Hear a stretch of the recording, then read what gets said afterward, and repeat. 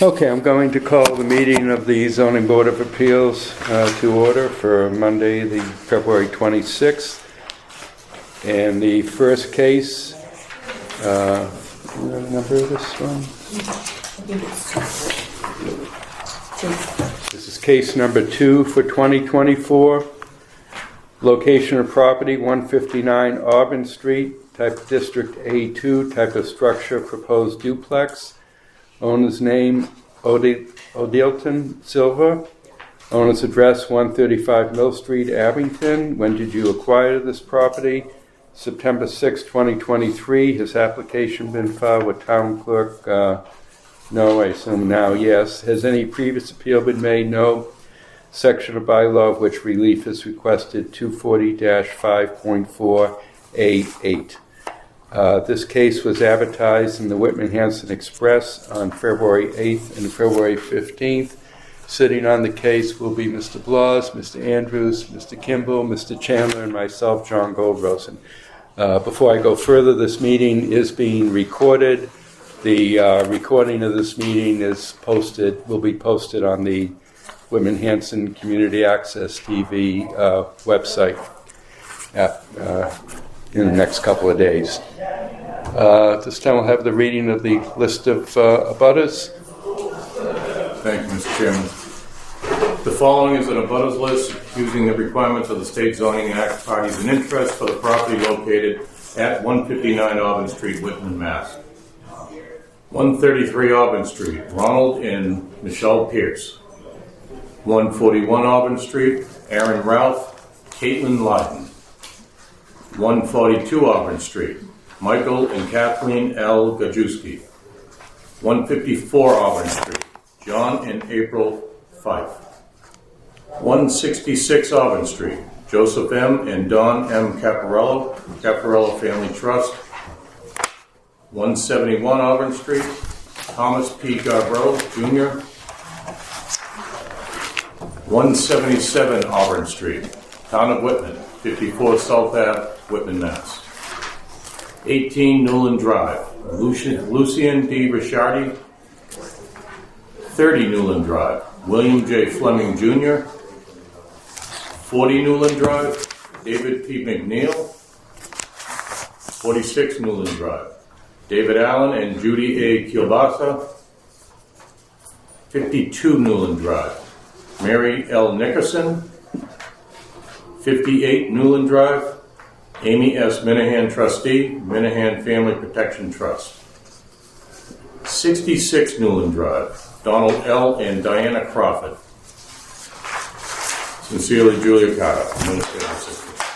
Thank you. Okay. For those of you who are here for this case, I realize some of you are maybe here for the 7:30, but if you're here for this case for Auburn Street, we ask that everybody take an oath since you're giving evidence and testimony. So would everybody please raise their right hands? Do you solemnly swear that the evidence you shall give in this matter shall be the truth, the whole truth, and nothing but the truth? Okay. Our procedure is we'll ask the applicant to explain what's being proposed. I'll read into the record letters that we've received from town boards and town officials. We'll have questions from members of the zoning board, and then we'll go out to the public for your comments and questions. So, sir, would you identify yourself then for the record and explain what you want to do? Yeah, I'm the owner of 159 Auburn Street. My name is Odilton Silva.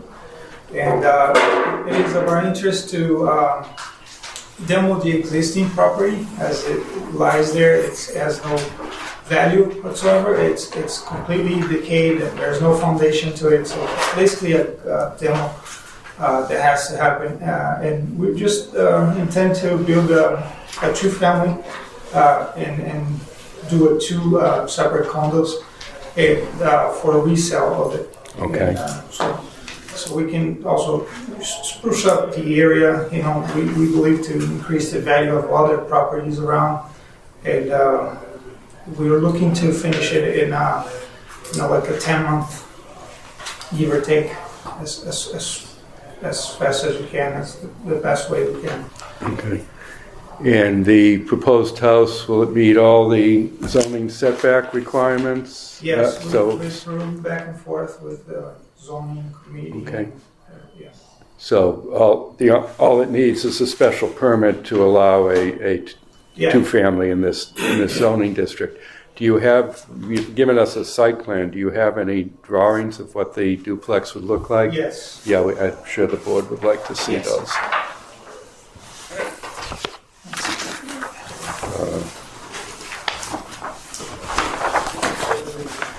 Okay, I will take a quick look and pass this down. So, I just see one doorway in front.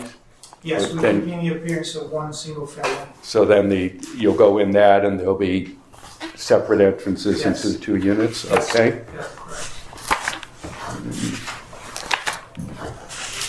And how many, again, I'm asking these questions so we get it all on the record and the public gets to hear.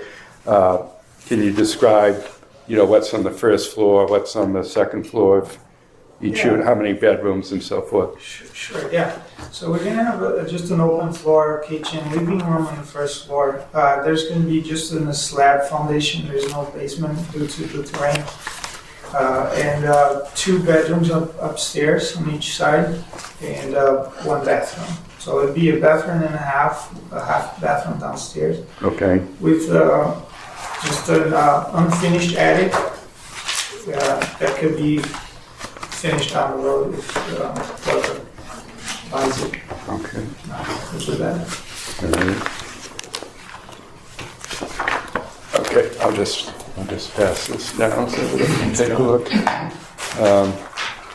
Okay, and how many parking spaces? Are there 4 parking spaces? Is that what I'm seeing on the plan? Yes. Okay, That's what it is. okay. Yep. And do you have like a walkway from the parking spaces to the front of the building? Okay, Yes. all right. And any kind of, I see some infiltration. Can you explain anything about drainage that we should know about? Shown on the plan, I see a stone infiltration trench along the right-hand side of the building. And are you within, do you have to go to the Conservation Commission? Are you within, it looks like you're within the buffer zone, We are 50 feet, yeah. so you'll have to go to Conservation Commission Yeah, for approval. We have that, yeah. We have that. I mean, not scheduled yet, but after this, we're gonna have that scheduled. Okay, you'll do that after this, okay. Yeah, anything you want to explain about the, let's see, the driveway,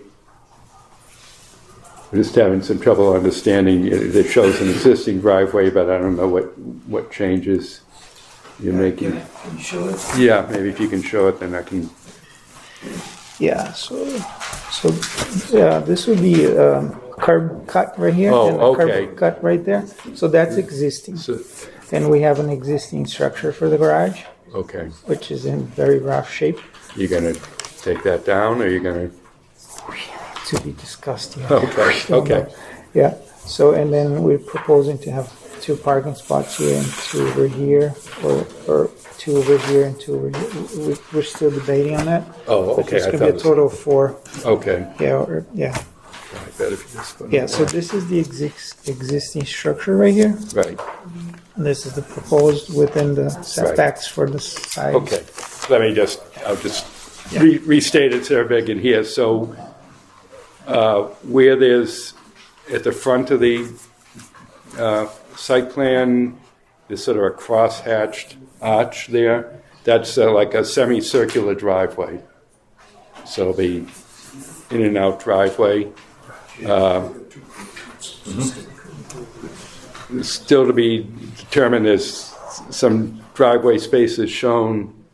I see like 3 spaces actually in from the driveway, but there's also space to the side of the driveway in front of the house that could go. I think you'd be better off putting it all by the side of the house rather than having cars parked in front of the house. Yeah, I think that would look better.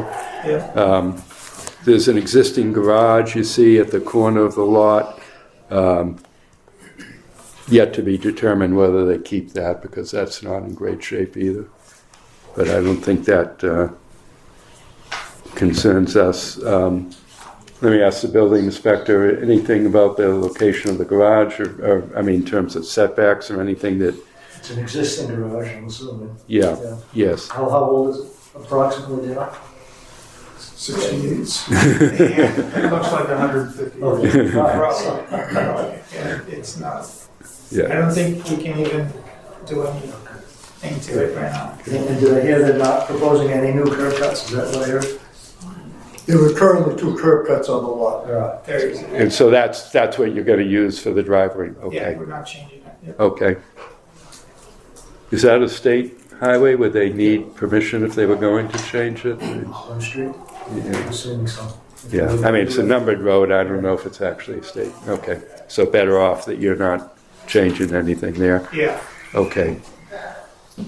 All right, let me read letters into the record from town boards, and then we'll have questions from the board. From the Board of Health, the Whitman Board of Health has no objection to the petition for a special permit from section 240-5.4A8 to raise the existing building and build a new two-family dwelling for the property located at 159 Auburn Street. Town of Whitman's water sewer master file indicates this home is connected to municipal water and sewer. Sincerely, Dan Kelly, Health Agent. From Whitman Fire Rescue and Emergency Services, the Fire Rescue Department has no objections or concerns to the submitted proposal, provided all applicable fire and building codes are met. Sincerely, Timothy Clancy, Fire Chief. And from the Planning Board, due to the inclement weather that caused the cancellation of our Planning Board meeting on Tuesday, February 13, 2024, the Board did not meet to review the application for 159 Auburn Street. Adam Somerville, Chairman. Just another question for the building inspector. Where the 2 units are side by side, is there some fire code He's going to requirement? have to meet all the building code when he submits his application for it. Yeah, okay. All right, questions from members of the board? Mr. Blas? Thank you, Mr. Chairman. Can you tell me when the existing home you want to take down, when was that built? I don't have any information. You bought a house and you don't know it's built? Yeah, it was in September, so it kind of fell back to, it might be 50s, 1950s. No way. It's much older than that. Much older than that. You know how many square foot the Excuse me. footprint is on it? Kyle, could you? Thank you. The existing footprint, yes. No, it's about, yes, it's a small house, maybe like 900. I walked inside. Yeah. It's not a, Is there a basement in it? no, No basement, not even a crawl space? no. No, okay. Just so demolition will be much more straightforward than if you had a Yeah. basement. Yeah, Yeah. that's good. Your plans look great. I wish, as far as 2 families or duplexes, or whatever you want to call them, I wish everyone came in looking like this one. It looks like a single family house. That's You'll be able to upgrade that double driveway. I'm assuming you'll upgrade it, make it look nice. Yep. My question, I guess, 171, the family here, are you here? And I'd love to hear what you had to say not when it comes to your portion, because you're the most affected butter. But it certainly looks like very much of an improvement. I also note that your square footage, you're only looking at 750 square foot per unit. per floor, yeah, Right, 750 and 750 for 1,500 square foot yes. footprint. Most new houses are at least that size today. So you're talking about a 2-family that footprint is really not much more for even less than a lot of single-family homes today. So I applaud your application, sir. Sounds good. Thank you. Mr. Andrews? I've got a lot of questions about the flooding houses. It doesn't show any of the abutting houses on the site plan. And I'd like to know where the houses are on either side, where their driveways are, and how far back they go. I can't act on this site plan is too deficient. Yeah, normally we want to see the houses and driveways on the abutting properties so we can, for instance, I realize you've got an existing driveway here, but nonetheless, it's like goes right up against the property line next to 141 Auburn Street. So we'd want to know where is their driveway. Similarly, you're set. It'd be helpful to know how far set back from the street they are. Things like that to compare to where you are, though you do meet the zoning requirement. So that's the basis for Mr. Andrews' question. Yeah, I could have the surveyor fix that and get us that information if you want. All right, we'll continue with the hearing and see where we want to take it. Anything else, Mr. Andrews? Okay, Mr. Kimball? Mr. Chairman, a few things. First of all, this property was just bought as a single-family house. So what's the hardship? Usually on a variance, we want to know that. It doesn't require variance. It's a special permit. Okay, just a special permit. Yeah.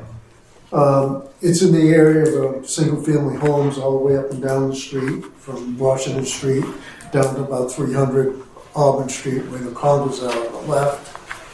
If I was going to put this on the street behind Newland Drive, would we approve it? That's a completely residential area. This is a residential area. I think we're getting too many duplexes in residential areas in the town, but that's my opinion. I like the idea that it looks like a single-family home. You're saying 2 bedrooms, but you got stairways going up to the attic, so it could become a 3-bedroom. Those are my comments at this time. Thank you, Mr. Chairman. Mr. Chairman? At this moment, I think everything's been covered. I do agree it's very deficient in information. It's hard to determine where your neighbor's going to be coming in and out of the driveways. I don't know if, on the 141 Auburn side, I can't tell. Maybe they're on the other end. I have no idea.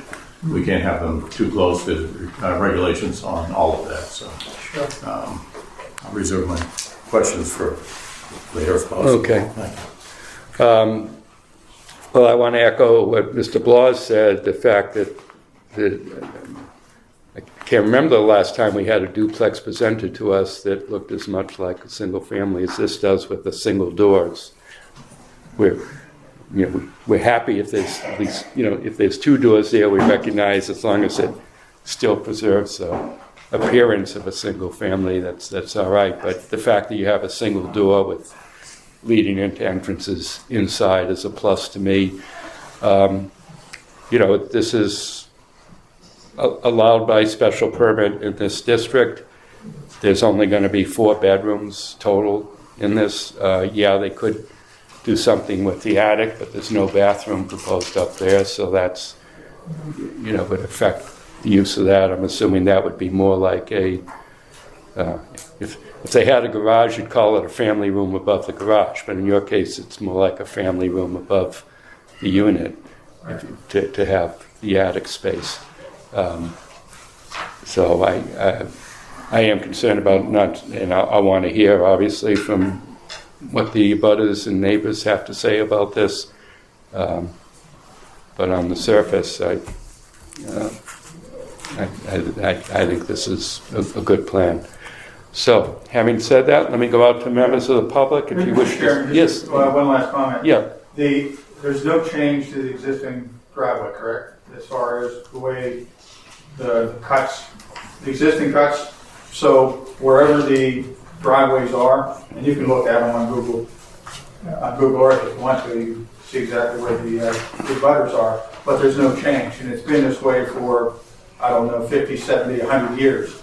So I don't know what the neighboring or the abutting property driveways, how that would, how that could possibly affect our decision tonight. Okay, let me go out to the public. If you wish to speak, raise your hand and give us your name and address and ask questions or tell us what you think about the proposal. Yes. Tom Gabro, 171 Auburn. Glad you're here. Thank you. The main problem I'm worried about this is that the property that's there right now, 159, to the left of her house, and my house is to the left, right next to the house, every time it rains, there's like a lake there. It never bothered her. But I'm wondering when this whole project goes on, is this water gonna all of a sudden flush into my property, have a big pool there, and just go from her property to my property? Or his property, should I say. It's all wetland. It's a whole stream goes from the other side of my house and wraps right around. So are you saying that he's gonna site his house right in the middle of that lake? I don't know what his plans are. Well, but I'm his saying plan is putting it on the west side of the lot. I've got. His plan is to put the house. Yeah, I want to. I'm right, but the existing house is, assuming he's going like in the same spot. No, he's going off the Yeah. side of the lot. Sir, I've got a couple pool there, so I just don't know what's going to happen with That's why I that. asked, so you're saying he's gonna be siting the house right in the middle of the lake? Well, it's right now it's to the left of the house. I don't know where the water's going to go once he builds. That's what my concern is. I see on the plan. Thank you. And I see on the plan something labeled as a swale to backyard. Are you able to answer his question? Yeah, no, not really. I know that we're gonna grade the area, so any drainage would be towards the back of the house. Yeah. I mean, that seems to be, this will be something should definitely come up with the Conservation Commission as well as with us. I mean, they're not allowed to have water flowing on to change existing drainage patterns in a way that would cause water Well, to it used to be a stream, I believe, at one point in time that's been stagnant for years, and that runs right in between the Newland Drive properties and my properties. It runs right in between, right on the back of my yard, and swirls right around over to this side of Newland Drive. It goes between my yard. Okay. And it runs through his family's backyard. When it rains, I mean, I have a lake at the back of my yard as well, not just her yard. Mine's in the back, on the side. But I have, like, the back of my yard is like the lake when it rains out. Yeah, that's kind of cool too. Yeah. Okay. I mean, the fact that this says swale to backyard suggests to me that the intent is to have the water on the side. The proposed house, and I have an extra plan if you'd like to look at it, you're welcome to. It'll be wider than the existing house, so the existing house kind of runs back. This is going to be more to the side. We'll go within 17 feet of the property line, so the house itself will be closer to your property line than the existing structure. But there's an indication here of an intent to have a swale, meaning almost like a hill, kind of to direct the water on his property to the back of his house and not towards yours. Well, the way it is right now, my property was built with a high foundation. Yeah. She basically had a cottage Yeah. before, so there is like a slope from my land running down towards her house, and the lake settles there. Nothing to do with my fault at all, but I'm just curious of how it's built. If he builds his house up high, then does that mean there's going to be a slope running to my yard, and then I have the lake?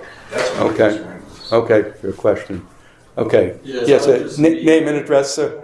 Oh, yes, name. Aaron Roth, 141 Auburn. You're on the other side. Yes. Okay. My current concerns would just be the same. I was just hoping I could elaborate a little bit more. I've lived at 141 my entire life, and we've always been good friends with the former owner, so I've mowed her lawn and played in her backyard many times. But yeah, there's definitely a history of the wetlands spilling over in everybody's yard in that whole area. We are built on a hill, so it's never really affected us. The occasional wet season, we'll get water in the basement, but it's never been a huge problem. But our entire backyard will flood, and then the neighbor that's one more down the hill from us. They didn't make it tonight, but their house really floods. The Pierces, their house really floods every year. Mhm. So I know the house, new house isn't going to be much bigger than the old one, but I would just want to know how much is going to have to be filled in for the new footprint. Mhm. Are you going to be putting fill in there to raise the level of the foundation? Yeah, that's something we have to go over with, with the guys, especially our, what do you call it, the guy, we hired, I forgot what he does. He just analyzes all the terrain and the land, and he gives us an idea of what has to be done, what kind of drainage and all that. Okay. I mean, I certainly see some changes to the contours here, but it's frankly a little hard to. I don't see the contours numbered. It's can't really make out. No, I was trying to find out myself. Yeah, It looks like they're raising it up about a foot. yeah. I see 94-foot contour, like by where the parking spaces are. 95 feet on Mr. Gofro's property. A little 93 right behind the garage. Yeah. It's just hard to get a grip on what that's. Yeah, I see a 94-foot existing contour. Sort of looks like the property is. Yeah, it looks like it's being raised about a foot. The existing property looks like it was at 94 feet elevation, and the new one at 95 feet. That's sort of what it looks like.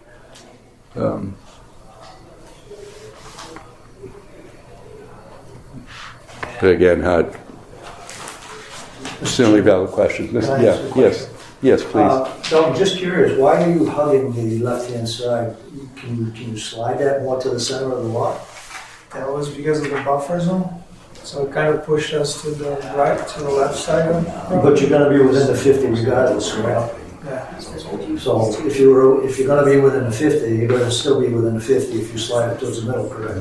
No, because the way the wetlands are in the back, it kind of cuts the yard on a diagonal.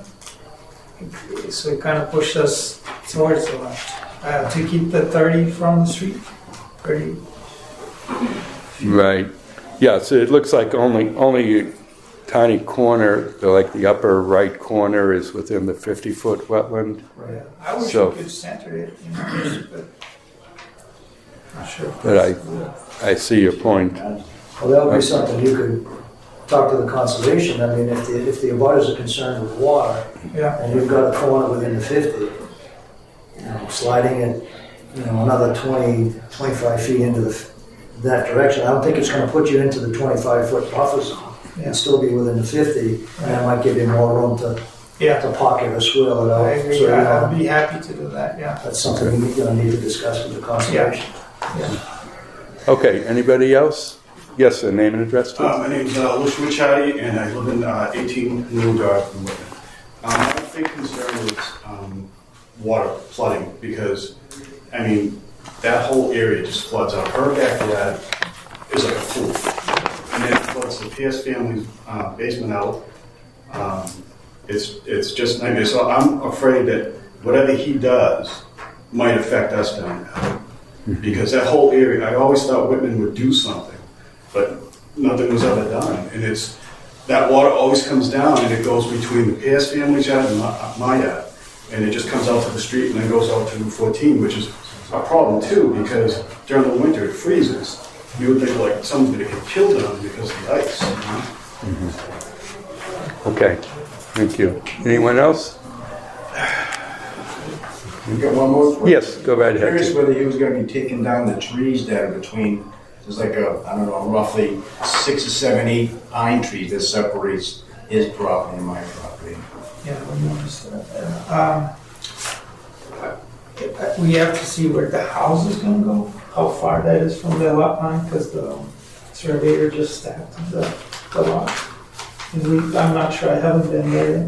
I'd like them to stay, because I feel like that's a little bit of privacy. I know you found a new zone more. Yeah. Found out because of this, I woke up 3 weeks ago and went outside and there's all of a sudden stakes, which I thought was my yard, and all of a sudden it's 5 feet shorter because of the part you zone, that your property owns 5 feet into which I thought was my property. Right. So now I have like a narrow strip. And usually I drive out to my backyard for doing certain things, and now I feel like I'm gonna have like 7, 8 feet there if you take down the trees and move your property over. Is there any, currently any fencing between the two properties? Okay. Between ours and between 141 there is. There is a fence there, okay. All right. So I have a suggestion for the board. Well, I'm generally favorable to it. That, we ought to have a map that shows the plans. I also think, and I realize you're going to have to go to the conservation with this, but we have to bear these issues in mind too. I think do you have an engineer working with you on this plans? Yes. I think it'd be worth having them here to answer some of these. There are things that can be done in terms of the drainage. I mean, in terms of the fact that this structure will be larger than a previous structure, they can have capture the runoff from the roof and channel it into the earth. I mean, there are a swale along the side to make sure water isn't flowing onto neighboring properties. It would be helpful, I think, to see almost like have an idea, a better idea of the elevations than what we have here.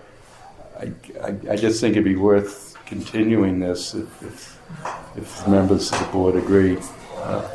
Yes. Can I make one comment? Yes, Mr. Campbell. If this was a single-family home, they could do it by right. Yes. Okay, thank you. Yeah, and for either a single or two-family home, they're not required to do the level of drainage calculations and so forth that is done for, say, commercial properties or larger structures. But nonetheless, I think there's some obviously the Conservation Commission is going to have some of these questions anyway, so whoever you're working with ought to be prepared to answer them. And I think it'd be really helpful to have a technical person here, so we can't expect you to. Yeah, he's going to be here with the conservation too. Right, but I think we have our own responsibilities, so I think it ought to come back to us with a better plan, and so we can get better answers to your neighbors here. And I realize this is a wet area in general, and obviously there are wetlands. Probably a third of your lot is wet, it looks like. Sometimes if I dig down in my backyard, probably like a foot and a half, I'll hit water. Yeah. And, the back, almost half of his property, or maybe a third of his property, is identified as wetland, and that's why. It was a swamp. Originally it was a swamp. Yeah, I mean, he's not proposing construction in the wetlands, to be clear, but he is within the jurisdiction of the Conservation Commission because he's within 100 feet of the wetlands, and actually within 50 feet. So it's just whatever he does could possibly. You want answers to the question of how will this affect, and I think there are ways of doing this so it doesn't affect your properties. But I think you deserve to have those, to be able to hear that from an engineer, somebody who's going to design this. So, so what do we have for? Mr. Chairman. Yes. I would like to see a new set of plans. With at least two abutting houses. Yeah, we want to see the locations of the houses, the driveways. This plan doesn't show us anything. Yeah, that's really standard. The engineer should add those to the ones on the immediate side. I think that's what we're concerned about. This shows what do you call it, elevation, but only in the front half of the lot. The whole lot should show the elevation, so we know which direction where the waters are flowing. And they help us out as well. Yeah, the contours on this are really difficult to read. He might even give us sort of an existing site plan and what he's kind of combined two plans in one here. There are existing site contours on here and then the proposed contours, and it's really difficult for us to read it. It would be helpful to have two sheets, one that has existing conditions and one that has what's being proposed. Okay? Because again, that may itself show it's not making anything worse than what you already have, which is what people want to know, and maybe what you're proposing will make things better. But we can't tell that from what we're seeing here. Yeah. So what, March 25th, We have two. that's Rosen's, and then another one after this? High Street. Yeah. So we'll put this on for 8? Okay. All right, I'm going to propose, our next meeting is March 25th, so 4 weeks from tonight. I'm going to propose, and we have 2 cases already scheduled, so we could put this one on at 8 o'clock. Do you need a motion? Or? Yeah, can I have a motion to continue the hearing to March 25th at 8 So p.m.? moved. So moved by Mr. Kimball, second by Mr. Andrews. All in favor? 5-0. Okay. So the hearing has been continued to March 25th at 8 o'clock. You will not get another letter on it. So just make note of that, and I hope you'll come back. And thank you, Mr. Silva, for being understanding and cooperative with us, too.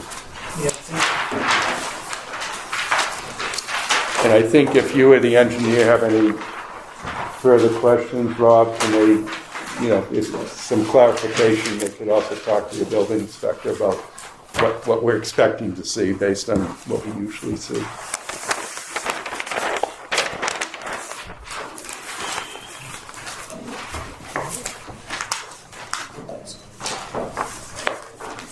So do you need this set of plans back? If you could make another copy next time for us so we can have that as part of the... Oh, okay. Very great. Thank you. Okay, thank you.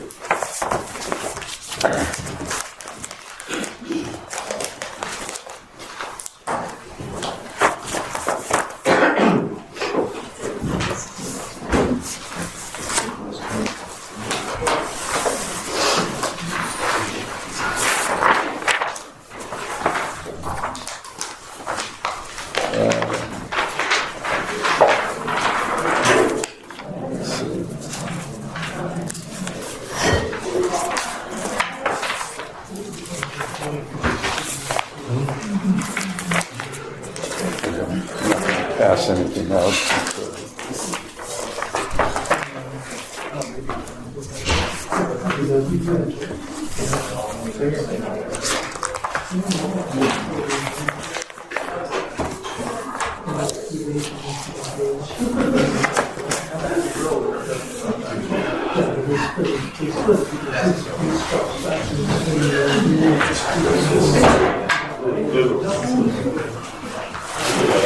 Kyle, do you want to pass out the hard copies so we can get them out to you? Thank you.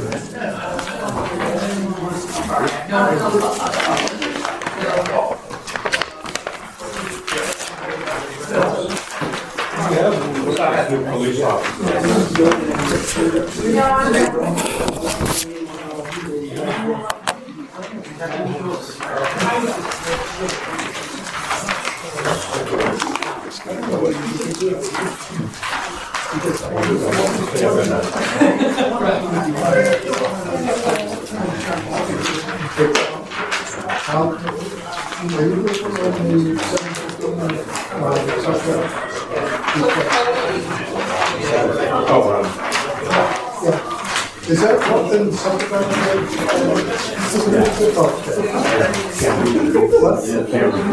Okay, I just wanted to make sure. What? You have to sign it. Well, I might Okay, there are some seats through here if people want to fill in. There's a couple seats right up here, just a couple chairs you could, Several, 6 or 7 seats. A lot of seats up here.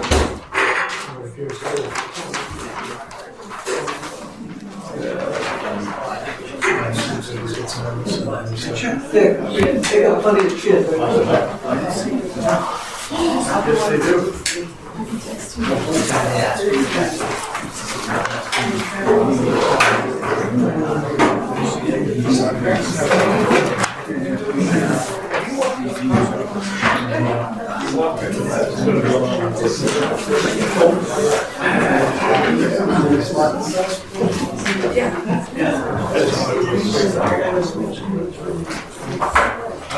Carl, you set? You ready? Are you ready? Yeah. Okay. Okay, I'm going to call the next hearing to order. This is the continuation of the hearing for case number 1 for 870 Temple Street, which we held the first hearing on January 22nd. At the time, I named to be voting on the hearing myself, Mr. Andrews, Mr. Blas, Mr. Chandler, and Mr. Curran. Mr. Curran is not here tonight, but Mr. Kimball is here, and he was present for the first hearing, so we'll add him to the voting panel on this case. So all 5 people who are here now were here for the first hearing. So we continued the hearing, made some comments and suggestions, and left it to the applicant to come back with a modified proposal. So, Mr. Garvey, do you want to explain what's being proposed now? Yeah, originally we submitted a plan that showed a 16-unit apartment complex, and then based on the planning board's input, we redesigned that to a 12-unit apartment complex. And since that time, based on the last meeting, we've revised the site plan to show a total of 10 units, a 6-unit building, and a 4-unit building. This will be a condominium project for the 10 units. The new layout dramatically reduces the amount of paved area from the previous one by getting rid of a 24 by 100-foot aisle. So the pavement area is substantially reduced. The number of parking spaces is reduced from 26 spaces down to 20 spaces. The site grading within the lot on the new layout eliminates the retaining wall that we had around the back of the property before. That was around 5 to, went from anywhere from 3 to 8 feet, if I remember correctly. The grading around this unit allows for the retaining wall to be eliminated, and also the buildings are further north than the previous layout. The drainage system has been basically relocated up in front of the 6-unit building, where before it was down to the rear, closer to the rear of the property. The system itself has 3 catch basins that will drain into a Caltech infiltration system. Roof drains from the 6-unit building will also go into that via a manhole. The 4-unit building will also go into the Caltech system. So the system is designed to decrease the runoff for the 2, 10, 25, and 100-year storm events, and it does it substantially, and it reduces runoff heading in the present southerly direction, as stated before. I think we've gone over this a million times, but from elevation 120 all the way down to 104, everything is sloping from a north to a south direction. We're picking up a lot of this runoff based on the catch basins and the roofs and putting it into this system here, which will no longer drain to the south. We've located a dumpster between the two buildings away from the westerly property line, where you have a stockade fence and plantings along Mr. Courtney's property. Got additional plantings. There is an existing fence along the Nugent Plan property, additional plantings. So I think we've basically changed it from a 16 apartment complex down to a 10-unit condominium project. And Do you want any questions? to talk about the appearance of the units? And if you want to, because I don't know if you're already out in the hallway, talk to people about this or not, but just turn it so people can view it a little bit better. Show them what I just said, maybe anything else too. Basically, we have Temple Street, we have the Nugent property, the Courtney property.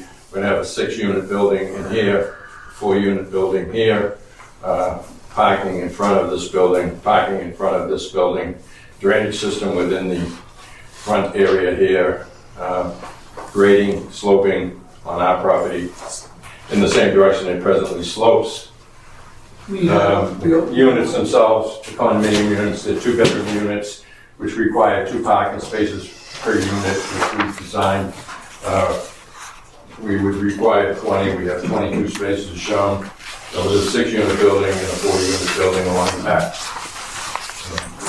Show the colored side, the one with the red side, that way they can see that a lot better than the back side of that. Oh, this Yeah. is just to show like the entire property. Yeah.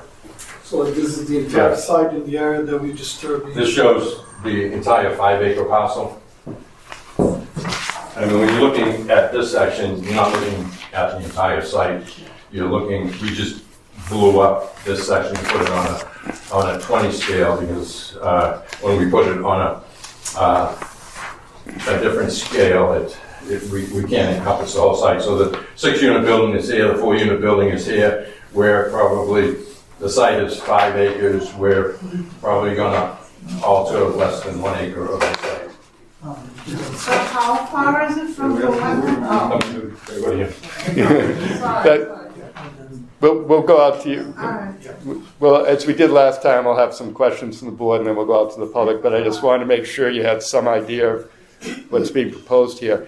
And if you could explain what's in each of the townhouse units in terms of first floor, second floor. And I know I don't know if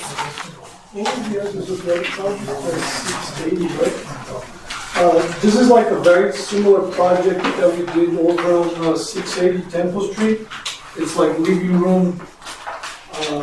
I don't know that Yeah. I did send the small copies, but we haven't seen the big ones, so I think if you could get those to the board.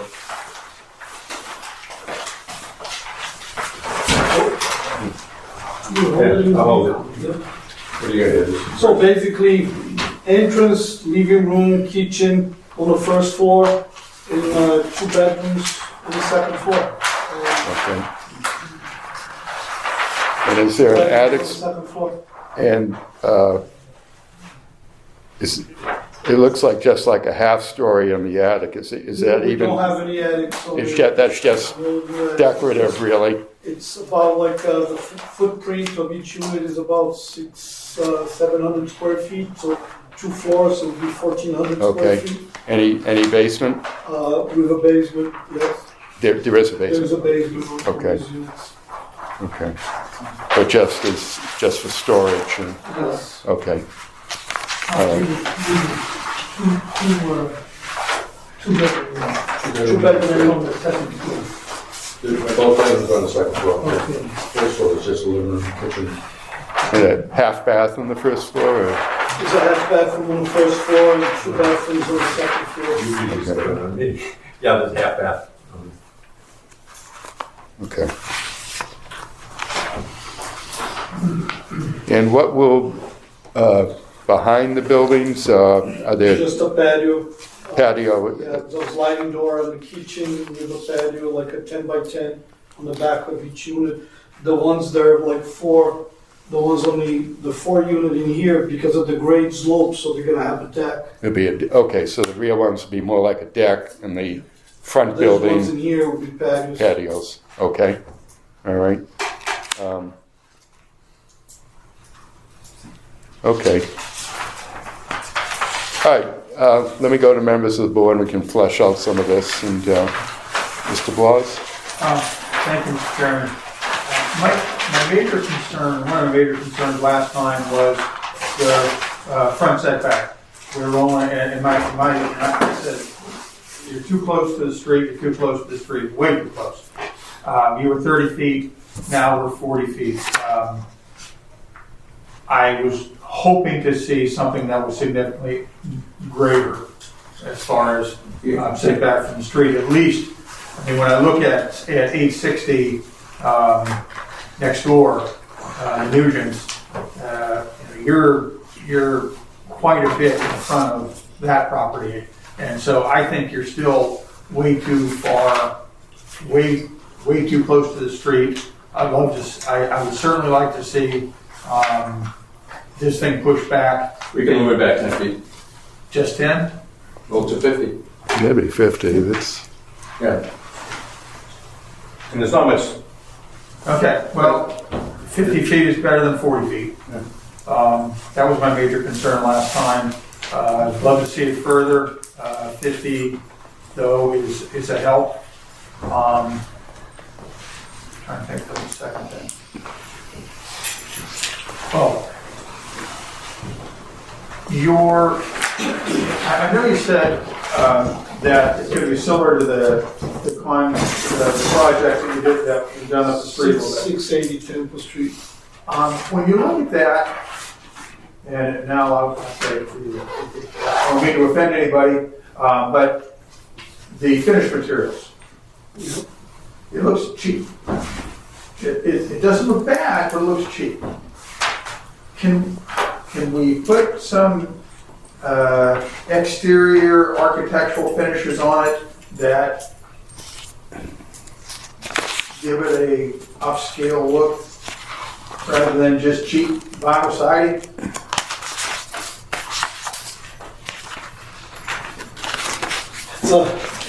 It's a hard question. In that one, it all goes back towards what it costs to build this thing and what the market will bear for the units when they're done. At the end of the day, we started with like 15 units when we were originally, now we're down to the price of the land divided by the number of units, that's what dictates what you can do on the project. I mean, I wouldn't promise right now. If the thing looks cheap, you're going to get less money for it. If the place looks nicer, you're going to get a little bit more money. We're not talking about a whole lot of money here. I'm just saying the place down the street, I don't remember if it was. It was vinyl siding. It's fine, but it appears it's already starting to fade. It's already starting to look worn. And it's only a couple years old. And I'd like to see something nice on there. Like I say, it's just some upscale architectural finishes, like a cedar shake or something like that, rather than just a cheap, thin vinyl siding. That's all I have to say. okay. Mr. Andrews? Okay. Mr. Kimball? Mr. Chairman, excuse me. Yep. There's only one person speaking. Yeah. Thank you. I think one of the biggest concerns here is drainage. And I think this plan addresses that much more significantly than previous plans going back to day one. So I think we understand the issues of the residents and the drainage, so on and so forth. I'm kind of a little upset because I would prefer to see nothing in residential A1. I would like to see everything in every business area. But that being said, One thing I don't see on here is I don't see a doghouse for the fire system. You're gonna have to have a fire system for, because it's 4 and 6 units. So you're gonna have to have added fire system and the whole 9 yards. That's all I have at this point. Mr. Okay. Chairman. Mr. Chamberlain? Thank you, Mr. Chairman. Did you previously, at one of the previous hearings, had you stated that these were going to be apartments? Now we changed this. Right, but did you previously say apartments? Yes. You did, and now it'll be condos. Correct. Okay, thank you. What is the expected height of the buildings?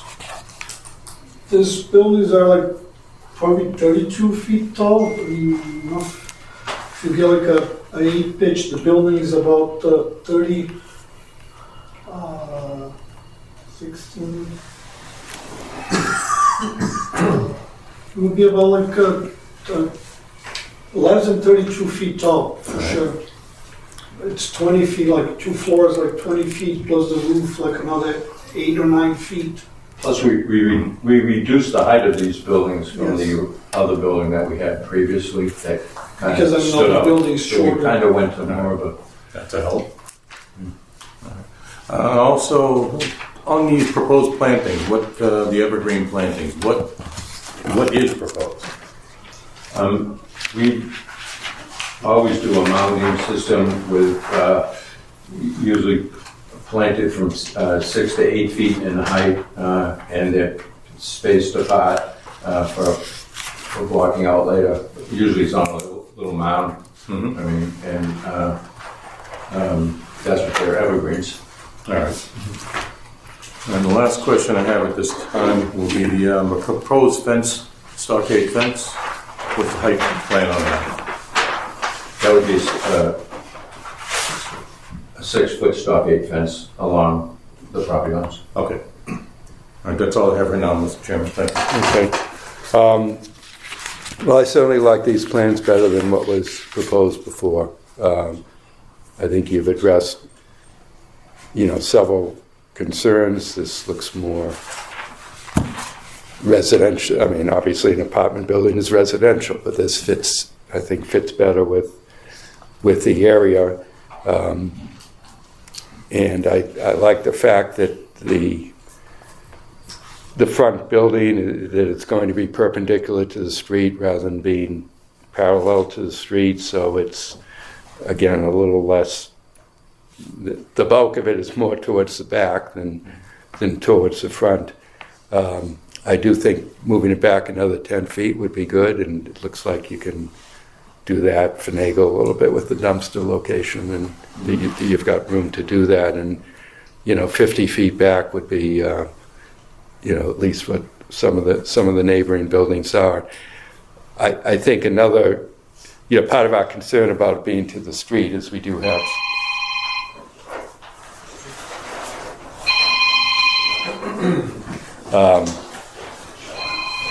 we have had condos, buildings that were close to the street, and there's like a blank wall.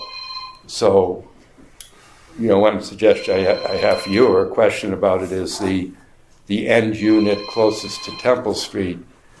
Could that have some windows in it?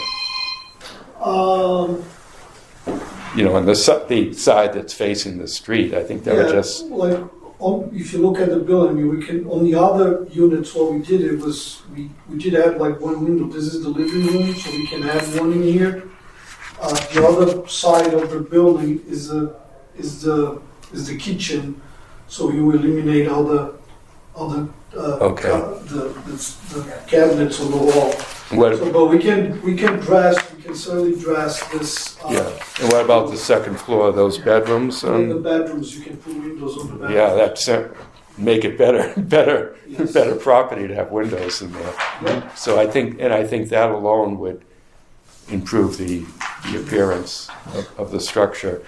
I'm pleased that you've only proposed a 2-story structure, and you're not trying to squeeze in a 3rd story, and calling it storage or attic or whatever. This is lower than a lot of the townhouses that we've seen proposed before. So And that wouldn't be a bad color. I think gray rather than yellow, I think alone makes it look a little better, gray or blue. Can you, Mr. Garvey, I just want to go over it again, since there's so much concern about the drainage and so forth. So the infiltration system that's largely, or maybe all within the parking area, is that right? There are catch basins that connect to that? Yeah, there's a double catch basin in this rear parking lot that flows to a drain manhole. There's a catch basin next to it that also flows to the drain manhole. Then that flows into the end units of this Caltech system. Then there's another catch basin out in front of unit number 2 that also flows into this Caltech system.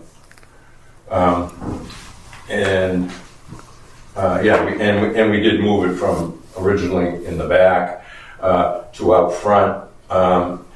And the system, once again, is designed to reduce, I mean, we're not putting it in here for looks, we're putting it in here to reduce runoff from our property.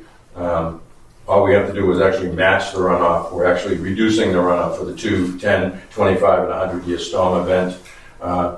And there will be a discharge. The Caltex units are plastic units, rounded plastic units, 3 feet wide, roughly 3 feet high. And then around that is all stonework. So it's infiltrating into the ground for these. Does it discharge at any point? I mean, or is it just strictly infiltration? So the do nothing scenario, which is we do nothing today, we have, let's say, 1 CFS of water going towards the it's easy when we see like this. Okay, sure. So like we're not changing the topography, we're not changing the grade, so the property naturally flows. Mm-hmm. That's why we have like this large pond of water in here. So this is naturally flowing in here. We're reducing what is there today, so like the do nothing, we're reducing that today by 30%. We made it, we needed to make this thing bigger, but we listened to like the concerns of like all the neighbors, and we are reducing the flow of water to here by 30% to what is there today with our drainage system. Okay. And does We still, the water still, whatever we ultimately we go to the pond. but 30% but less. from the ground. Yeah. I mean, from underground. And the parking area in front of the rear building, does that also Everything's being connect- captured by the drainage will be system. captured and Yeah, channeled? there's 2 catch basins in the middle that flow to that. Okay. And do you have the roof In the run roof, And all the roof drains. roof drains do also. into that same infiltration system? Yep. Okay. Okay. All right. I think that, addresses my immediate questions. So let me... There's one more Yes. item on that, John. Yes. It does get submitted to Conservation Commission and DEP. DEP reviews it, sends out a DEP file number. Then there'll also be, abutters will be notified, and there'll be a hearing with the Conservation Commission. Okay. All right, so let me go to members of the public. I didn't ask if everybody was here last time or not, and have you take another oath. But as last time, the procedure is you raise your hand, I call on you, you give us your name and address, ask your questions, and kind of, direct it through us, and then we'll turn and ask the applicant to apply. So we don't have, but I don't want to have as the engineer surveyor, Mr. Garvey, turning around and having a conversation with people in the back. Let's have it all coming this way. So who wishes to speak on this? Somebody must, even if it's pro, for, against, better, worse. Yes, sir, back. Ian Golden, Water 9 Sportsman. Yeah. We had a couple questions about the fence height, the building height. Seemed we didn't exactly know what the building height was going to be. So 30-ish feet. I mean, It's on the plan. that's Is seems it? a little bit. Yeah, that's because it's on the plans right here on the architect's plans. I don't have like a, where here, she didn't put like the dimension. That was on that other sheet. though.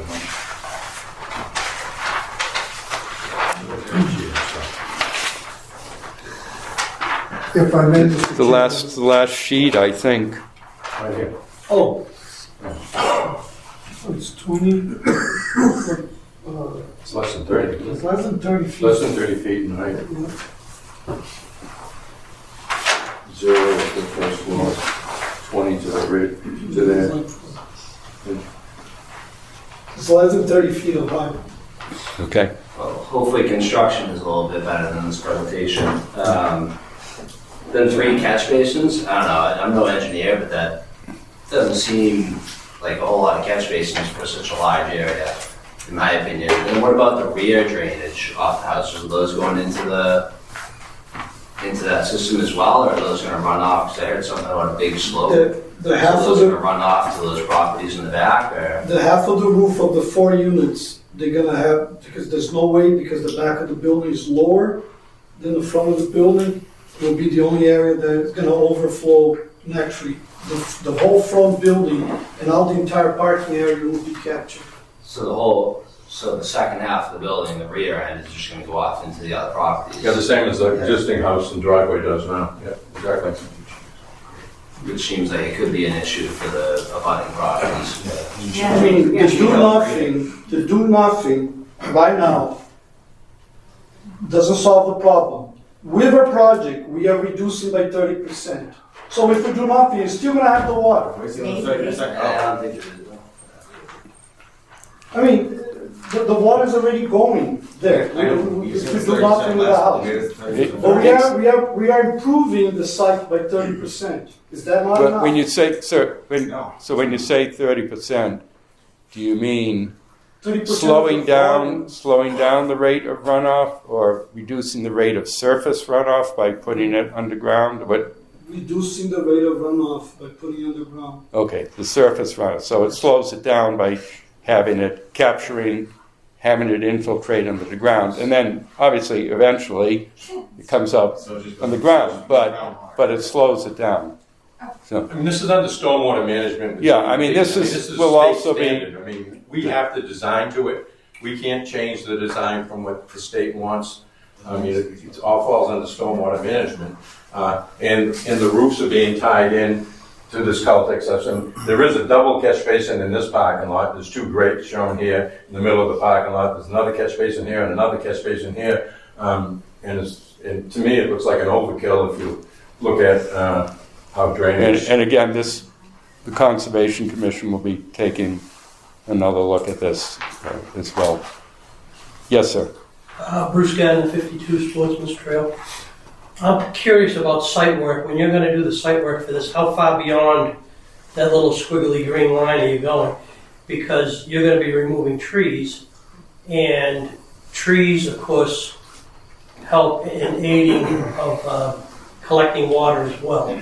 So, I mean, I know you can't determine how much of an effect that's going to have, but I'm interested in knowing how far into the property you're going to have to go Showing it. Right here. with site work. Limit of disturbance. You're not going to go, like, you don't have to come beyond that to get everything built? No, we have contours here. It's at least 30 feet behind the building. This area here is where the existing house is in here. There's a yard in here. This is all open. So we are cutting some trees in this particular area. Here's the wetland area. We're not going. I think we got at least 25 feet away from the wetland right here.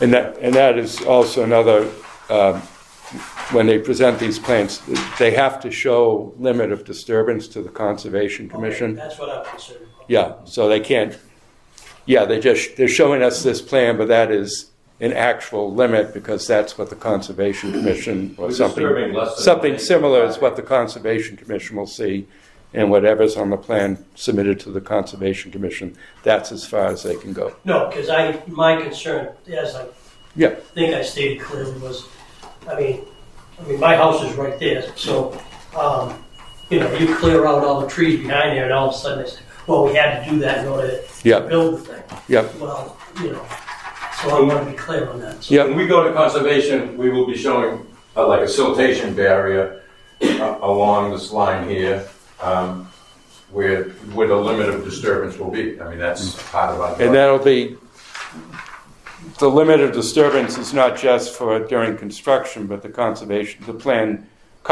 Commission will say, you can't decide to create another, fill in and create another lawn area back here, right? I mean, it's... No, we're gonna put hay bales and silt fence through that area there. That marks the limit of our disturbance. I mean, Right. that's. But I mean, it also... Done prior to construction started, so before you actually put Right. the foundation, it has to be witnessed by conservation there that we disturb. But I'd say that even after the project is completed, there'll be, the plans to the Conservation Commission will show a limit of what can be... Well, anything within 100 foot, anything within 100 foot of a wetland area, you must file a notice of intent for. It's within the 100-foot buffer zone. So 20 years from now, if somebody said, want to put a tennis court out there, the condo association said that or something, they would have to go in front of a, Right, no but matter that's what what they did there. The point I'm making is the plan to the Conservation Commission is not just for the period of construction. It's a permanent plan that if they want to do something further in the future, they got to go back and start the permit process. When the project is completed, you'll need a certificate of compliance signed off by the Conservation Commission, because you're going to have a notice of intent that's recorded at the Registry of Deeds, and every attorney is going to make sure that there's been a certificate of compliance issued with it. And I know I asked this last time, but again, there are part of the requirements of the Conservation Commission and DEP stormwater management standards are an operation and maintenance plan for the stormwater system. That's all that is in our drainage calculations. Right. Okay. Yes, sir, right here. Thanks. Alan Mole, 72 Sportsman's Trail. I've got a few questions. In regards to the land itself, because of the way it's designed currently now, are you planning to bring in fill for that in order to level that off? I mean, how is... The portion that we're disturbing, it's level. There's no need, this we worked in here, all the grades, there's no need to bring additional soil in here. Actually, we're gonna have to remove for the excavation of the basements. So you're moving the soil around then? Yes. Okay. And it's interesting, you said about the basements, which brings me to my next question. When you say basements, are they going to have a bulkhead, walkout? What's the situation with the basements? The way that these ones are done, these will be like all bulkheads. These ones, it would be walkouts because of the grades. Okay. So when you're saying walkouts and bulkheads, and I know you've said that it's a 2-bedroom situation, what's going to prevent the future to come along to create a 3rd bedroom in that basement? Is that something that would possibly occur in the future? I'm going to turn to the building inspector on that. We need access. If it meets the building code and they have all the accessibility they need, emergency windows and whatnot, I think the only thing that would prevent it would be a stipulation that the board. We could make a stipulation of that. So in other words, you're saying it could go to 3 bedrooms if it meets the guidelines? In the building code, yes. In the building code. If the basement had windows, if it met all the requirements, they'd have to be able to get out of there's it. height limitations, there's emergency egress openings and things along those But lines. I think we could impose a condition that the basement not be turned into not be any extra bedrooms. Right. And thank you for bringing that up. You're welcome. Because I don't want to, going back to the gentleman that's building the project, clearly when he's selling it, he's selling it as a 2-bedroom type of unit, correct? Not with a possible... Right, and the parking is based on it being a 2-bedroom unit, so we should put a condition on that. The other question, I know that, I'm sorry, I don't know your name at the end of the board there, but if the board comes back with recommendations and thoughts about the way they want this to look, can we put that in as requirements towards the building of the project? Because that's one of the gentlemen on the board suggested. I know he's worried about costs, but if he wants to build, then this is what the board is requesting. Well, I mean, I'd like to put in the stipulation that additional windows be placed on the end unit, which I think addresses the appearance, and that seems to be feasible and, you know, not really a problem. We haven't we haven't actually viewed or an elevation, like a finish. Well, I know there were some photographs or something, but we actually haven't looked at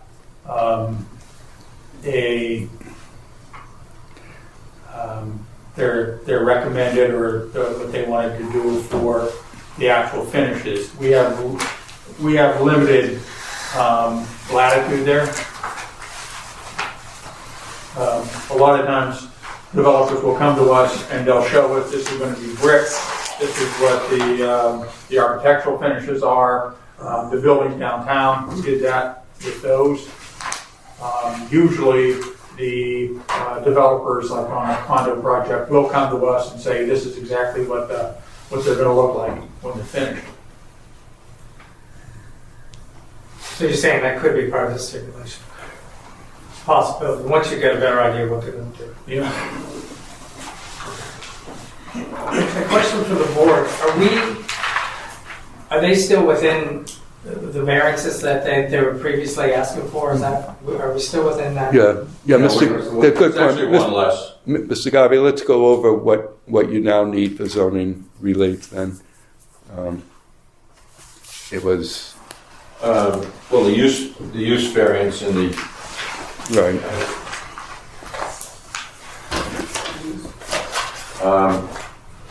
Actually, we're actually at 2 less. We needed 4. We're down to 2. We originally applied for the second variance was because it was a 12-unit building. So we got away with that. We just asked for C1 and C2, 272. Mr. Blas just eliminated one of them for the 50-foot setback. So the other one we're looking for is 50 foot from a property line here that varies anyways from 30 feet to 50 feet in the back. And the other one was 7-2 site plan approval. Right. So it's the use variance in the business, both zones, both zones.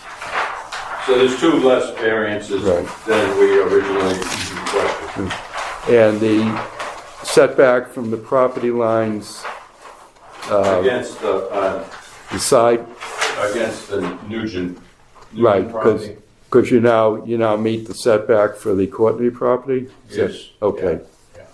And what is the setback from the Nugent property? What's the minimum setback now? I think 28.3. 27.6. 27.6. 27.6 to that. Yeah, unit number 2. Okay.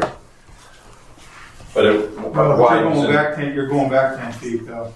Oh yeah, right. Exactly. Yeah. So you'll be looking more like that 28.3. Yeah.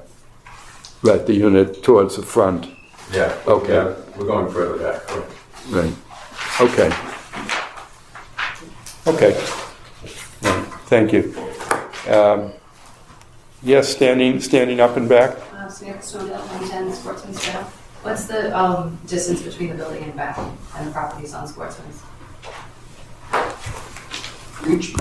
The building and back, what's the close? 63.9. To the Number 40, Sportsman's. to 40, is that, I can't read it on the, okay. To 40 Sportsman's Trail, It's the Dion property. 62.7 to this property in here. Yeah. This whole area, it's like 58 to the front of the building to this property. So like this corner here is that we are the closest. Right. But the closest to the Sportsman's Trail would be to the Dion property is 64 feet. 64 feet to the property line. Yes, ma'am. Sandra McCarthy, 92 Sportsman's. I just have a quick question. When you come into Sportsman's Trail, you come right into the Dione and the Gardner property. Is there any way to ask for more mature planting so that when you're coming into our street, you don't see, some condo complex? I just think it's not going to look very desirable coming into a residential neighborhood and being able to see through Mr. Dione and Mr. Gardner's property, and there's a building right there, or 4 buildings. We have like a minimum of a 50-foot existing natural buffer there, you know? That won't be disturbed, so. There won't be Well, disturbed. that's why I asked that question. Yeah. If you're not gonna touch it, at least there'll be some trees there. Yeah, well, there's quite a few trees there, yeah. But I know that when you prepare a lot, sometimes you go outside of what you're actually gonna do in order to be able to manipulate around the building, so on and so forth. And if that was the case, then that would be very visible. But it does look like because it's that 62 feet to the Dione property, there's at least 50 feet still that would be untouched, and it'd be even wider to the north of the property. Like we propose like out the end between down this So- side and the property. Yeah. But, once again, the area that we're altering, based on, we're gonna wind up putting silt fence out there for a limited disturbance. Before we can even start the project, we have to get this location of the silt fence approved by the Conservation Commission. It's one of their standard conditions that when the silt fence is installed, that the Conservation Commission is notified that it's installed, and they go out and inspect it. That's always in their order of conditions. But again, there'll be 50 feet or more undisturbed between that rear building and the houses on Sportsman's Trail. I think that's the answer to the question. And then my other question Yep. was, I did not realize that it was the Elliott Way developer. Are they going to do the more neutral palette? Because in that Elliott Way, there were some pretty bright colors. I think, trying to blend into the residential area would be a plus. You mean white? I do think that blue or gray. Yeah, well, that's, I asked them to do away with those colors and come up with just 2. Can I see that?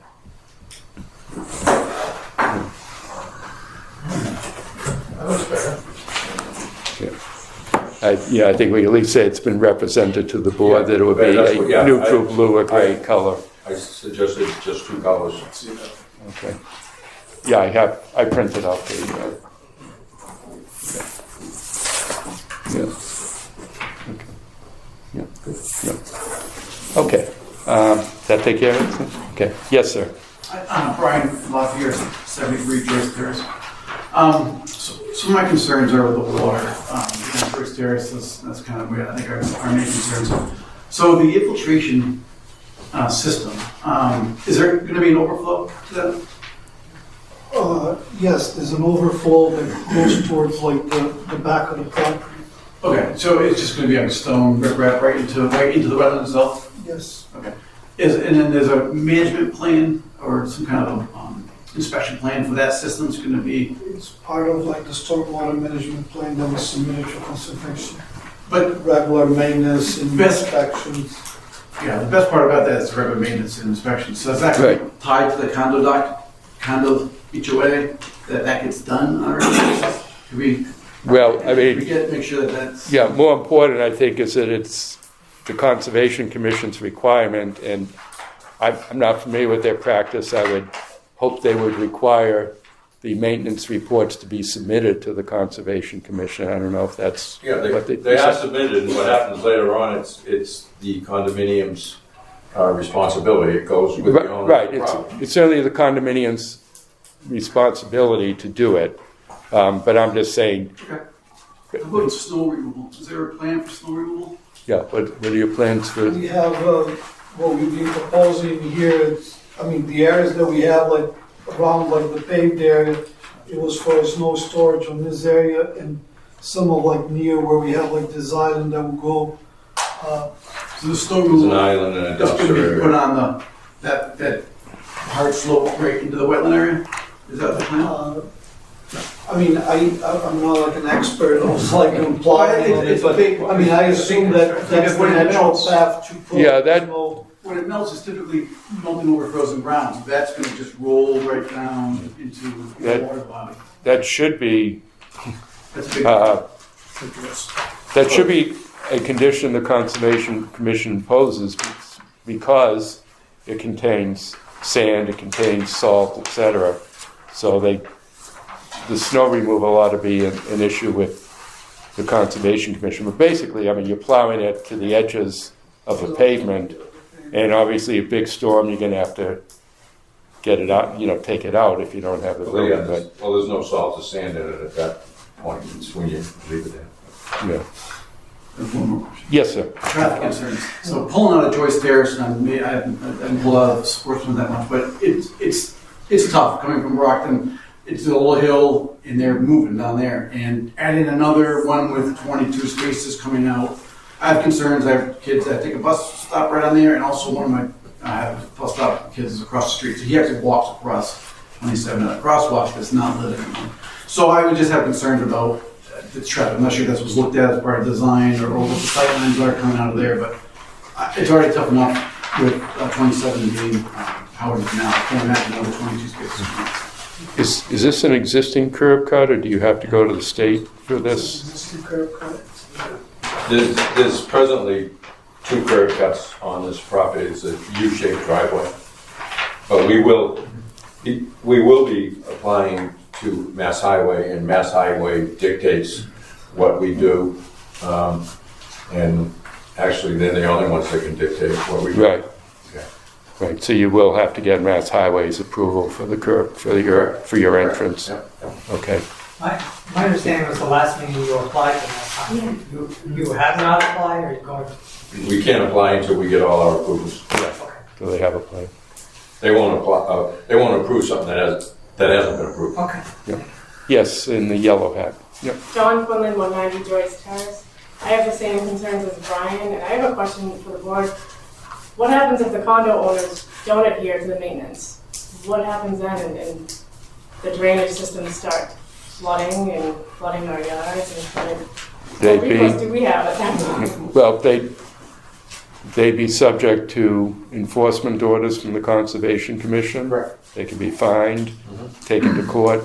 I mean, it doesn't make any difference whether it's a single owner or the condominium association, whoever owns the property. You're better off having a condominium association own it actually, because everybody pays their dues and it comes out of, any maintenance comes out of that, so it's better off. And if it starts flooding and overflowing, whatever, it's a problem for the condominium, for the residents of the complex too.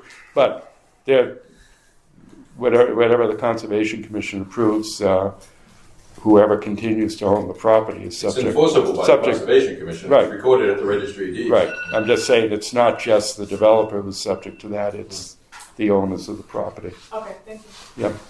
Anyone else? Yes. Scott McCarthy, 92 Sportsman's. Just a quick question on the units in the back.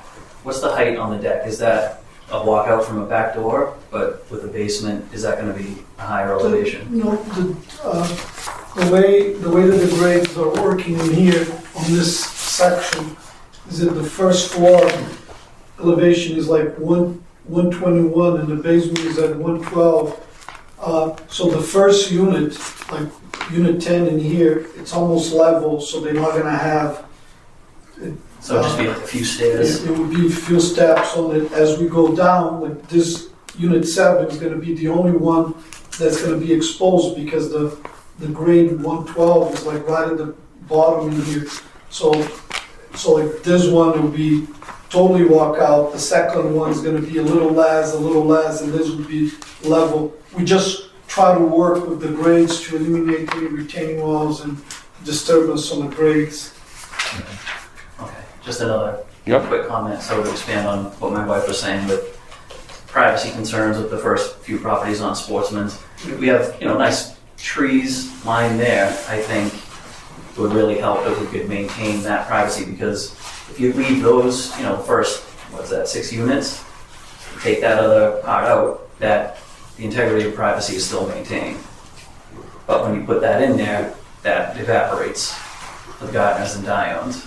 But you've got 65, minimum 65 feet of what is now forest that is not allowed to be disturbed. Right. Well, not 65, just under 65 feet that cannot be disturbed. But that's generally, it's not like And that's just to the back of your property. see the forest, but yeah.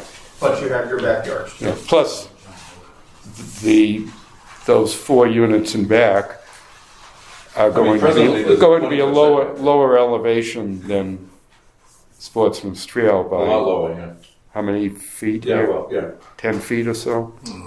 Well, yeah, 2, 1, 2, 4, anyways from Yeah. 4 But to we would 12 certainly feet. not advocate them to put like a pine tree buffer or something in that area, because they would then be planting in the area that they're not supposed to touch. Right. They can't. That'd be disturbing. That'd be disturbing it more. West, if they have that privacy now, so what about the buffer? You can put more trees in there. I think that makes sense. Evergreens, something simple that grows quickly.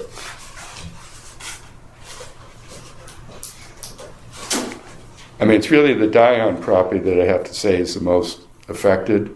That's the one that's closest to In it. the back of their houses are still another 60, Yeah, 60 60 feet well into their own lot. So, And, putting trees along the edge of the disturbed area, like alongside unit 10? But then you're sort of limiting your access for maintenance and so forth there, so. All right, and just one more Yes. quick thing. So the number of units, apartments, condos has changed a lot. I've only been to one other meeting. It's gone from 16 to 12, 10. Yeah. And I think, when you guys really advocated for 8 being acceptable, economics aside, as a real estate investor speculating, there's an economic risk on that side. But then it becomes the burden of the rest of the town, economically, resources, that needs to be considered. So adding another 4 units there, 6, split the difference, call it 8. Why can't we land on that? Well, one reason we raised the 8 unit was there was a limit in the bylaw of 8 units per building. So by breaking it up this way, that remove that as a need for a variance. The original single building would have needed it. So I'll leave it to other members of the board to speak to that, but that's how I would view it. Anyway, yes. Paul D'Angelo, 71 Sportsman's Trail. Do you have a plan for the discharge when you start excavation with all the water? So it's not going into the wetlands? You put a sedimentation tank, or are you going to have some kind of system to control that? We get heavy rains and all that water, it's not under control. Where's it going to go? that's in our drainage report, in our report. Well, what's the report say? It's in with the conservation. But first you'll have. That's why we have a silt fence in SOC for protection. We're not allowed to put any silt within, outside of that area. What happens if you start digging holes, you put in utilities and manholes and everything else, you get heavy rain, you got to pump the water out. Where's it going to go? We're not anticipating pumping. It's got silt in there, it's all mixed in. You need a sedimentation tank, and you got to filter it. Otherwise, you got to put your filtration system in there first. This is not the forum to deal with it. Yeah, I think that's again a valid question for the Conservation Commission. I would ask you, have you done? Where is where the 6-unit building is going to be, or for that matter, the 4-unit, do you know what where the water table is now? So, like in terms of putting a basement in, is there going to be any issue with that? At this point, we already spent like enough money with engineering work on it, and if it gets to the point where the groundwater is high, we don't do a basement. It's always speculation. I'm not going to produce all these plans, go all this engineering, prepare erosion control, stormwater, all that, if we don't know if this thing's going to be accepted. We're not the first project in town, and I think like there's many other projects that were built. We were going to follow all the regulations that they will be imposed upon us, but we need to know what we're going to build first. When you prepare the plans for the Conservation Commission, you have to show the water We have table. to show like a stormwater, like erosion, the phasing plan, what we're going to do with the water during construction, how we're going to manage that. There's a stormwater. There's a lot of regulations that have to be followed. And will you have to determine the water table in doing that? Water table, like where it goes. Okay. Because if we get, if what he's saying happens to us, and then we get like siltation into the wetlands, we get huge fines that, it's a problem. Okay. Anybody else? Yes, sir. Yeah. Just on that point, one more question. I'm sure this will help at the Conservation Commission.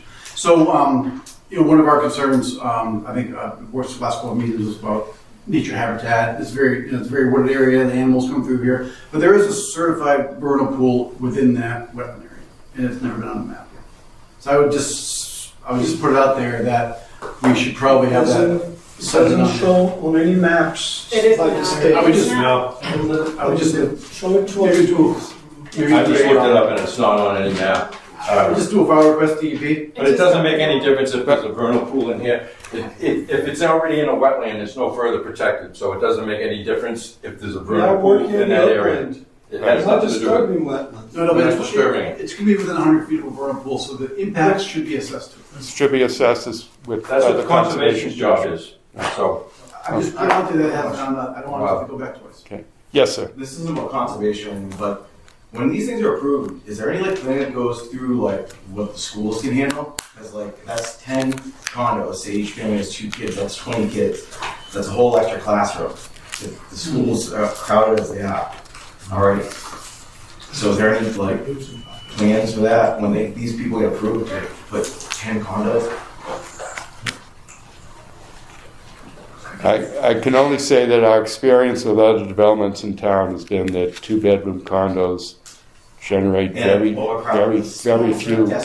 few children. I'm sorry, which is good. I disagree with you because I see them all getting up. We have 2 kids, so we're going through this right now. Yeah. And we have to build a new school, middle school right now. Well, and we'll probably have to build a new high school soon, so.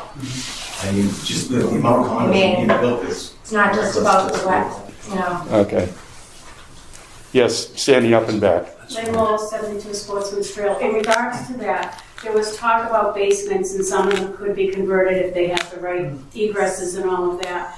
Then you're making that into a 3-bedroom, which would then definitely advocate for children, which there, as you all know, you all live in town, our taxes are skyrocketing because of the new middle school and the VOTEC, and which we're all happy to pay for our schools, but at any point, are we considering, I know it's 2 bedrooms, when you put 4 kids in those 2 bedrooms, if you really get down to it. So, and I know people who do that. Is there any way we can at least say they can't put a 3rd basement in that bedroom in that basement? Yes. And stipulate some of that stuff so that we at least have some of that going through? Because that we will. You're going to have people moving out of town because our school systems that we all moved here for are debilitated, and our taxes are going out of sight. And I don't know how much of this is ever considered. We will definitely put a condition on that they cannot add a 3rd bedroom, partly because the amount of parking they're provided is the way the bylaw is written. It's based on the number of bedrooms, so we definitely will impose a condition that can not be more than 2 bedrooms because otherwise they'd be exceeding the parking requirement. So we will impose that as a condition. Anyone else? Are these buildings required to like put any money towards the school systems like that? I mean, they're making millions of dollars, but Well, they pay taxes. well, they should be paying more than that. They pay taxes just as I pay people. taxes too. That's right. I pay taxes on a building. Yeah, it's property in town, they'll pay taxes.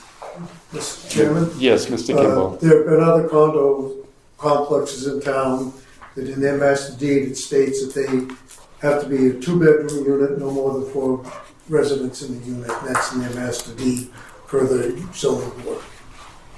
We already I don't remember ever imposing apartment that. places though. Just Auburndale or? the state of Massachusetts has taken a very, very pointed position on restricting building construction. And That's right. you're on very, very thin ice if you're trying to turn something down because of an impact like schools. State doesn't want to hear that. State is pushing for multi-unit housing. So we gotta fight it, that's why we gotta stand together, right? We have Towns can vote it down, like Milton did. Right. Milton's gonna lose millions of dollars in taxes, or in state funding. You're gonna lose the court case too. So what? We can fight it. That's what you gotta do. You gotta stand together and fight. How else do you get things done? Yes, standing up and back. Chambers Auto, 71 Sportsman's Trail. So when Mr. Blas asked him to move the building back 10 feet, did that move it 10 feet more into the woods? No, there's enough room there to There's slide enough, back. there's enough room on between the two rear buildings. Building. Okay. Yeah, we're just proposing the front building, not doing anything with the rear building. Anyone else? Yes, sir. I'm just curious, what are the chances? I'm sorry, you just give us a name and address. Yeah, I already did. Ian Golden, 109 Sports. Thank you. So what would the chances be that the state were to buy these out and house migrants, say? Just, I know it's speculative, but I'm just curious. Yeah. They're not buying condos. They're renting apartments.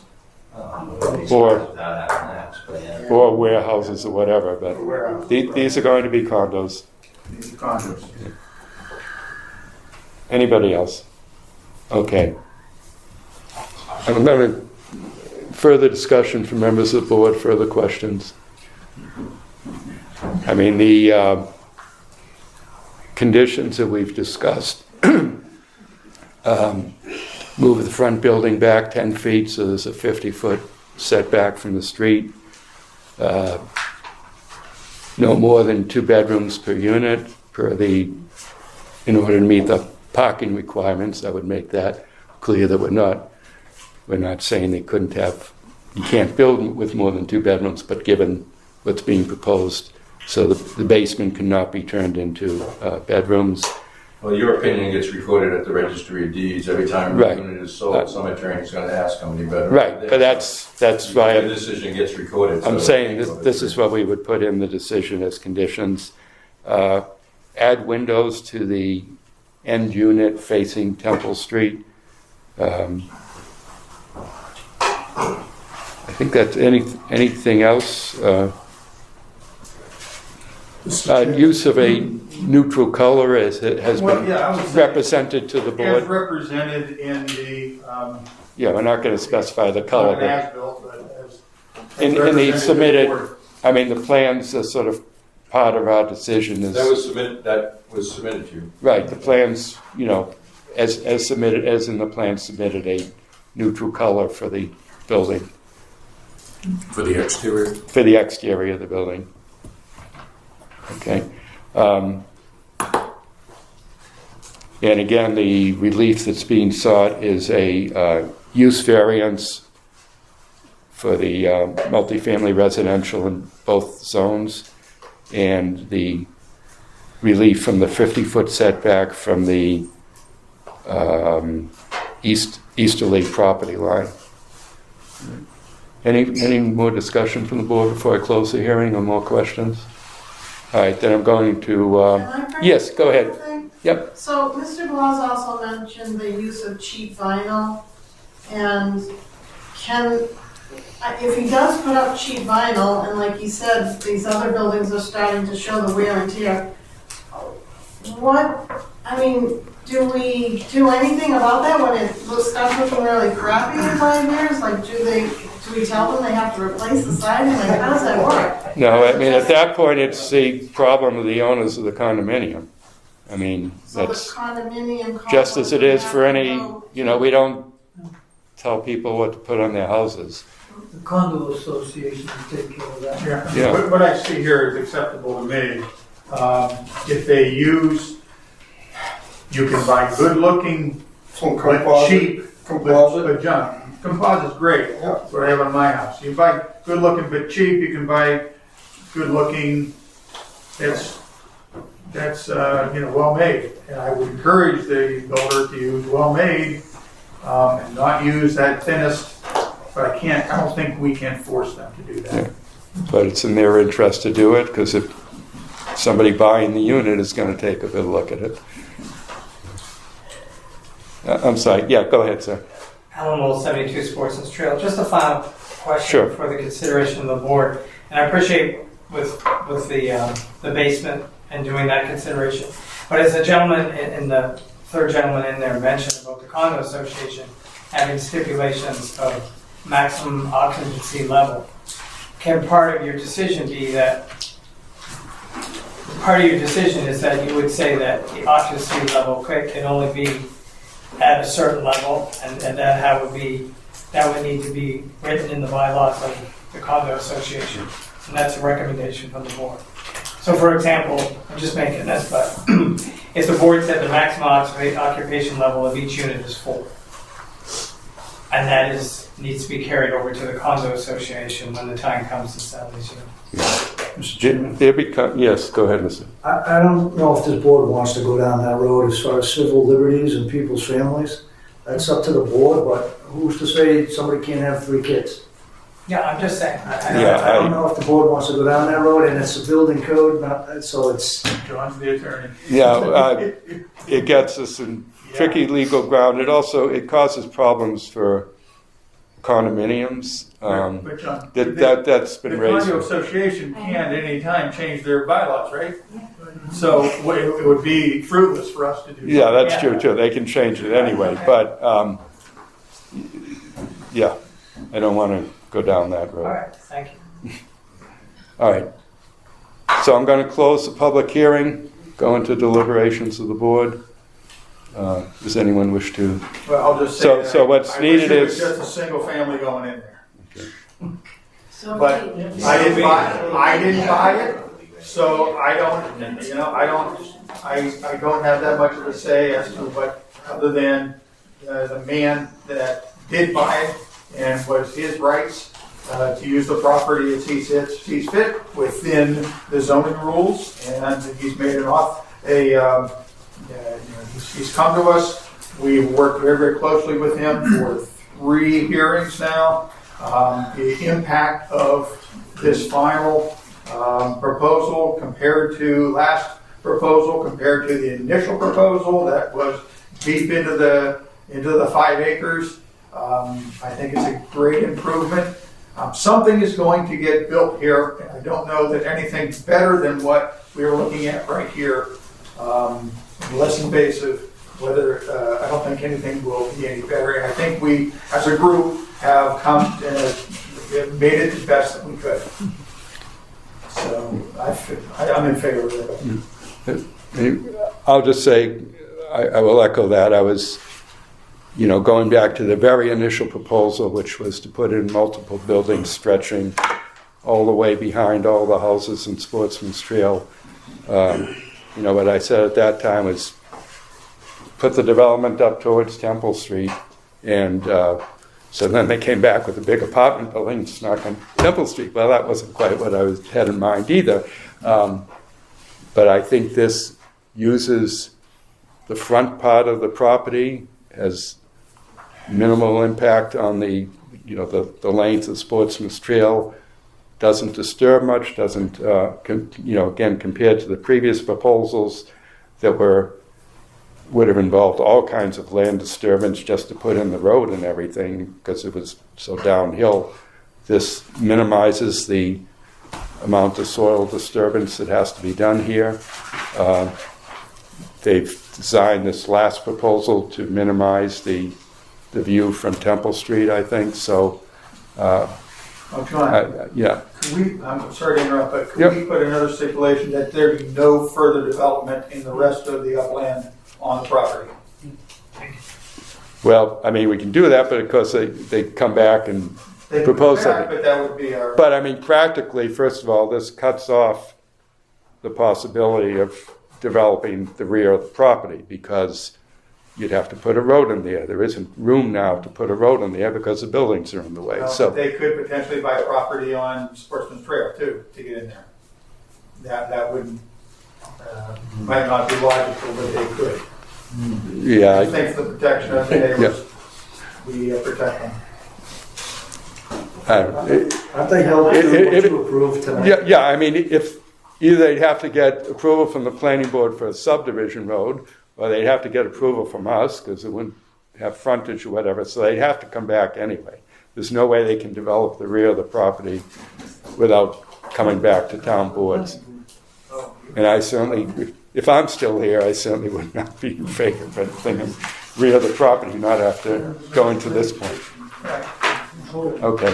Anything further from the board? Otherwise, if there's a motion to grant the variances and site plan approval with the stipulations that we've listed. I'll make that motion with those stipulations. Okay. Is there a second? Second by Mr. Chandler. Any further discussion? All right. All in favor? 5-0. It's approved.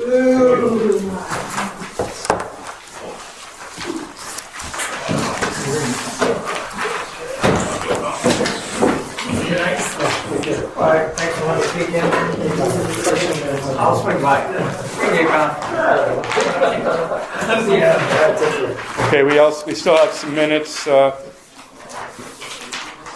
if you want to take those out in the hallway so people can, take another look at them. Thank you, gentlemen. Thank you, Rob. Be